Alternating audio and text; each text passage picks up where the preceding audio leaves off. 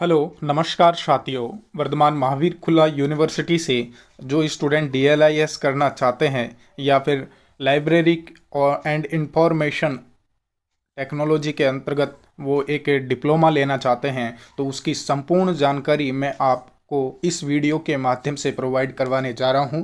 और इसके अलावा संपर्क शिविर या प्रैक्टिकल कैंप या एग्जामिनेशंस कैसे होती हैं, उन सभी की अतिरिक्त जानकारी आपको इस वीडियो में प्रदान की जाएगी।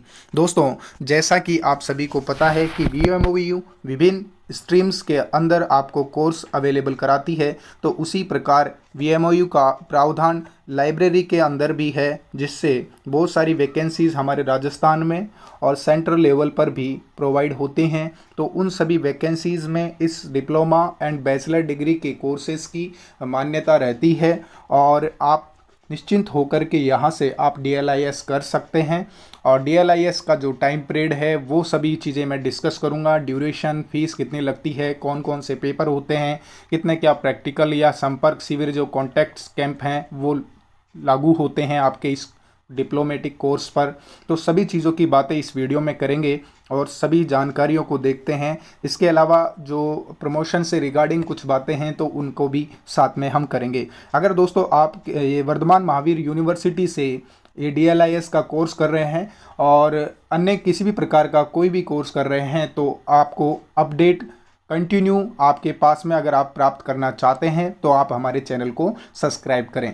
क्योंकि कहीं ना कहीं VMOU की पॉलिसीज इस तरह से हैं कि वो वेबसाइट पर हर चीज़ को अवेलेबल करवाती ज़रूर है, लेकिन आप लोगों के लिए अवेयरनेस ज़्यादातर न्यूज़पेपर के माध्यम से या फिर किसी सोशल मीडिया प्लेटफॉर्म के माध्यम से बहुत कम अवेलेबल होता है। ये खुद की जो वेबसाइट है, होम पेज है, उसी पर आपको डिक्लेयर करती है और आप कई बार इसके अपडेशन से दूर रह जाते हैं। इसलिए दोस्तों, आपको हमारे चैनल को सब्सक्राइब कर लेना चाहिए और वीडियो को अन्य ग्रुप्स में भी शेयर कर देना चाहिए और साथ में हमारे साथ जुड़ जाना चाहिए, क्योंकि यह आप लोगों के लिए ज़रूरी है ताकि आपको हर तरह का अपडेट, एग्ज़ाम का अपडेट, कॉन्टैक्ट कैंप का अपडेट, प्रैक्टिकल्स का अपडेट और असाइनमेंट से रिगार्डिंग भी अपडेट्स, हम सभी तरह के अपडेट्स आपको अवेलेबल करा दें जो VMOU से जुड़ाव रखते हैं। ठीक है दोस्तों, स्टार्ट करते हैं आज की इस वीडियो को और चलते हैं आज क्या कहा गया है। डिप्लोमा की इस वीडियो में आप सभी के से संबंधित जो DLIS कोर्स कर रहे हैं उसका मैंने यहाँ पर जो VMOU का VMOU का जो प्रोस्पेक्ट्स है, विवरणी का है, उससे आपके लिए ये ऑफिशियल पेज डाउनलोड किया है। तो ये आप सभी इसी में देख सकते हैं। सारे तथ्य हैं जो फैक्चुअल हैं, मतलब तथ्याधारित चीज़ें हैं। कहीं पर भी इसमें कोई चीज़ ऐसा नहीं है कि वो अधूरी रखी गई है। ठीक है दोस्तों, तो यहाँ पर है जो बात कर रहे हैं हम, पुस्तकालय एवं सूचना विज्ञान में डिप्लोमा होता है और ये इसका प्रोग्राम कोड, इसको DLIS बोला जाता है। ये एक डिप्लोमा है। इसके अलावा एक बैचलर डिग्री भी होती है जिसको BLIS बोला जाता है। ठीक है, इसके अलावा मास्टर डिग्री होती है लाइब्रेरी में, तो इंफॉर्मेशन साइंस में उसको MLIS बोला जाता है। ठीक है दोस्तों, तो इस तरीके से इसका विभाजन है। ये एक डिप्लोमेटिक कोर्स है, आज हम इसी की बात करेंगे।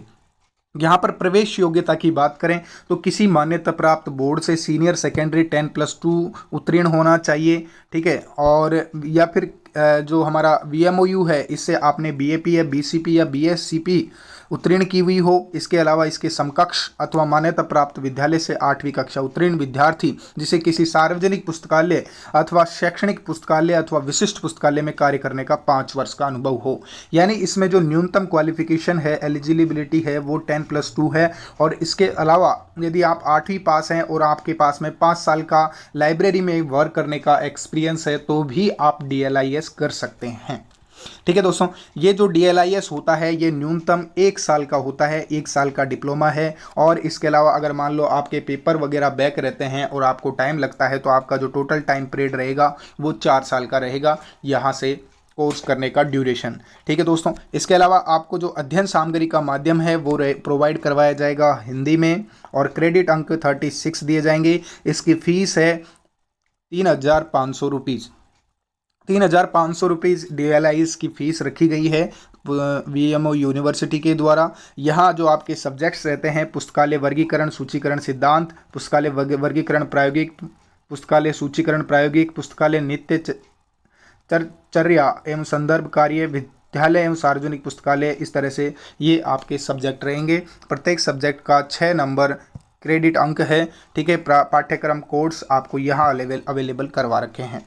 अब बात करते हैं कि ये कार्यक्रम कहाँ आयोजित करवाए जाएंगे। तो यह कार्यक्रम विश्वविद्यालय के सभी जो 7 क्षेत्रीय केंद्र बने हुए हैं उन पर मॉडल अध्ययन केंद्र पर संचालित करवाए जाएंगे। कि यानी ऐसा नहीं है कि इन कार्यक्रम्स के जैसे कॉन्टैक्ट कैंप होते हैं या फिर प्रैक्टिकल्स वगैरह होते हैं तो उनके लिए आपको VMOU कोटा जाना पड़ेगा। आप अपने पास में या नज़दीकी जो क्षेत्रीय केंद्र रीजनल सेंटर आपका पड़ता है उस सेंटर पर इन कार्यक्रमों को संचालित करवाया जाएगा, तो आप वहां पर जाकर के उनमें उपस्थिति दर्ज करा सकते हैं। यहाँ पर देखिए जो सब्जेक्ट हैं DLIS का 1456 यानी कि 1456 ये 4 जो सब्जेक्ट हैं इन चारों कोर्सेज के लिए परामर्श सत्र आयोजित किए जाते हैं, ठीक है। और DLIS 2 और 3 पाठ्यक्रमों के लिए संपर्क शिविर आयोजित करवाए जाते हैं। विद्यार्थियों की 2/3 सत्रों में उपस्थिति अनिवार्य है। बिल्कुल दोस्तों, अगर आप 2/3 सत्र में अवेलेबल नहीं हो पाते हैं तो आपको इसमें डिफ़ॉल्ट कर दिया जाता है। फिर आपको नेक्स्ट ईयर एग्जामिनेशन 6 मंथ बाद में नेक्स्ट सेशन में आप एग्जामिनेशन में बैठ सकते हैं या नेक्स्ट कॉन्टैक्ट कैंप में आप भाग ले सकते हैं। यहाँ तक कोई दिक्कत नहीं होगी, आप सभी को क्लियर हो गया होगा।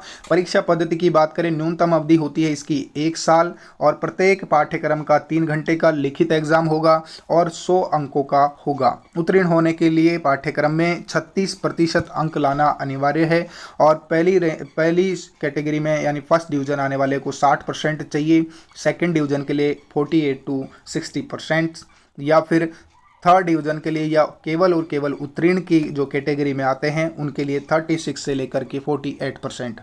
ठीक है दोस्तों, अब बात करते हैं कि अगर मान लो आप डिफ़ॉल्ट रह जाते हैं या पुनः परीक्षा आप देना चाहते हैं, किसी कारणवश एग्जामिनेशन नहीं दे पाए हैं, तो सत्र वाइज कुछ डेट्स रहती हैं, उन डेट्स का व्याख्यान करता हूं। यहाँ पर न्यूनतम अवधि समाप्त होने के बाद आयोजित सत्रांत मुख्य परीक्षा में यदि विद्यार्थी नहीं बैठ पाता है तो उसे पुनः परीक्षा हेतु अलग से ऑनलाइन डिफ़ॉल्टर फॉर्म फिल करना पड़ेगा।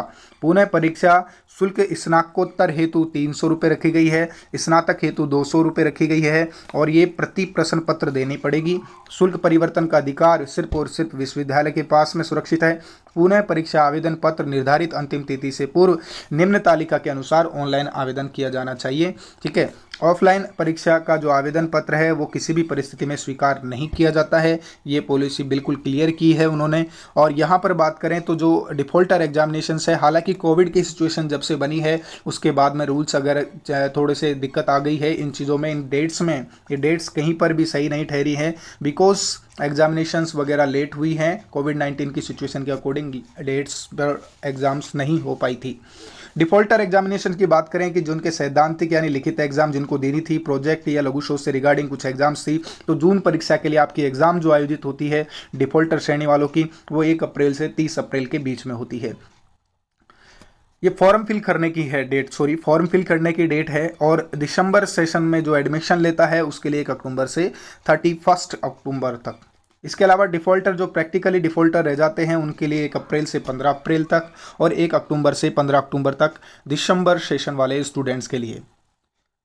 और ये केवल ऑनलाइन माध्यम से प्रोवाइड करवाया जाएगा। और इसके आगे बात करें कि अगर मान लो आप परीक्षा शहर में परिवर्तन करना चाहते हैं तो आप अपना परीक्षा सेंटर जो है वो भी चेंज कर सकते हैं।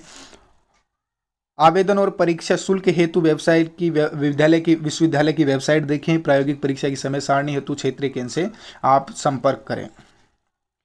यदि विद्यार्थी ने नियम स्वीकृत 2 पाठ्यक्रमों में प्रवेश ले रखा है और परीक्षा समय सारणी में छात्र के दोनों, अगर मान लो आप VMOU से 2 कोर्स कर रहे हैं और परीक्षा समय सारणी में छात्र के दोनों पाठ्यक्रमों के प्रश्न पत्र एक ही दिनांक और एक ही समय पर हो जाते हैं तो छात्र के पास दोनों में से एक ही पाठ्यक्रम की परीक्षा देने का विकल्प रहेगा। दूसरे पाठ्यक्रम को उत्तीर्ण करने हेतु उसे अगली परीक्षा में पुनः आवेदन करना पड़ेगा और निःशुल्क ही उसका फॉर्म जमा होगा। ठीक है दोस्तों, पुनः मूल्यांकन की बात करें कि आप रिवॉल्यूशन के लिए अप्लाई करना चाहते हैं तो उसके लिए क्या प्रावधान शामिल किए गए हैं।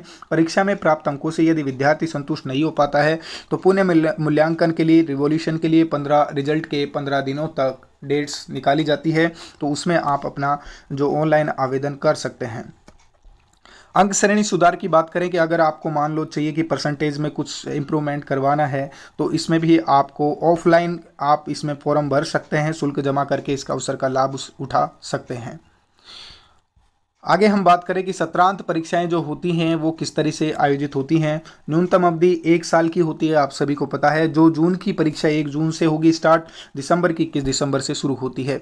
वर्ष में 2 बार सेशन चलते हैं, जून सेशन और दिसंबर सेशन। ठीक है, तो इसके बाद में जो होने से कोई मान लो कि कार्यक्रम में प्रवेश के बाद प्रथम बार सत्रांत मुख्य परीक्षा में सम्मिलित होने के लिए अलग से कोई फॉर्म नहीं भरना पड़ता है। जिन विद्यार्थियों ने प्रवेश लिया है वे सभी न्यूनतम अवधि बाद में परीक्षा में अवश्य बैठें, इसके लिए कोई अलग शुल्क नहीं देना पड़ता है। और अनुमति पत्र जो है वो विद्यार्थियों के घर पर नहीं भेजा जाएगा, ओनली वेबसाइट पर अवेलेबल रहेगा, यहीं से आपको एडमिट कार्ड डाउनलोड करना है।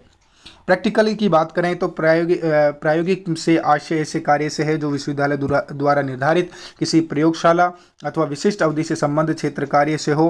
प्रायोगिक परीक्षा प्रणाली, प्रायोगिक शिविर, नियम इत्यादि को समय समय पर प्रवृत्त करने का अधिकार विश्वविद्यालय के पास में सुरक्षित है, जिसकी जानकारी आपको समय समय पर वेबसाइट पर दी जाएगी। और प्रायोगिक शिविर के स्थान के संपर्क में पेज नंबर इस पर ये लिखा हुआ है। और 30 घंटे का एक प्रैक्टिकल काम होगा और जिसमें 75% आपकी उपस्थिति अनिवार्य है। आगे हम बात करें कि जो उन्होंने बोला कि इस पेज नंबर पर ऐसे प्रावधान लिखे हुए हैं प्रैक्टिकल कैंप से रिगार्डिंग, तो उनको हमने यहाँ पर स्क्रीनशॉट लेकर मैं आपको शो कर रहा हूँ। अंक तालिका वगैरह की वेबसाइट है, जो आपको रिजल्ट तो आपके स्टूडेंट 1VO पर मिल जाएगा, अंक तालिका आपको घर पर भेज दी जाती है। इसके अलावा अगर आप एडवांस कॉपी लेना चाहते हैं तो आप VMOU जाकर के इसके हेड सेंटर पर जाकर के वहाँ पर आप एडवांस कॉपी के लिए आवेदन कर सकते हैं। वहाँ 150 का आपका चालान कटता है और 150 के चालान से आपको 707 नंबर खिड़की से आप वहाँ से अपनी मार्कशीट प्राप्त कर सकते हैं। ठीक है दोस्तों, इसके अलावा बात करें हम प्रैक्टिकल विषय की कक्षाएं कहाँ आयोजित होती हैं, तो सारे प्रैक्टिकल विषयों की कक्षाएं संपर्क शिविर द्वारा निर्धारित स्थानों पर आयोजित होती है, जिसकी जानकारी समय समय पर आपको वेबसाइट पर मिल जाएगी। ये सब चीज़ें इसमें इसी तरह के लिखी हुई है, आप वेबसाइट पर चेक भी कर सकते हैं दोस्तों। अब बात करें हम कि हमने सारी बात कर ली है जो कि DLIS से रिगार्डिंग थी, तो आप फिर फॉर्म फिल करें और हमारे चैनल को सब्सक्राइब करें। बाकी जितने भी अपडेट्स आते हैं हम सभी आपको सारे के सारे अपडेट्स अवेलेबल कराएंगे टाइम टू टाइम। और मिलते हैं दोस्तों नेक्स्ट वीडियो में, जब तक के लिए नमस्कार।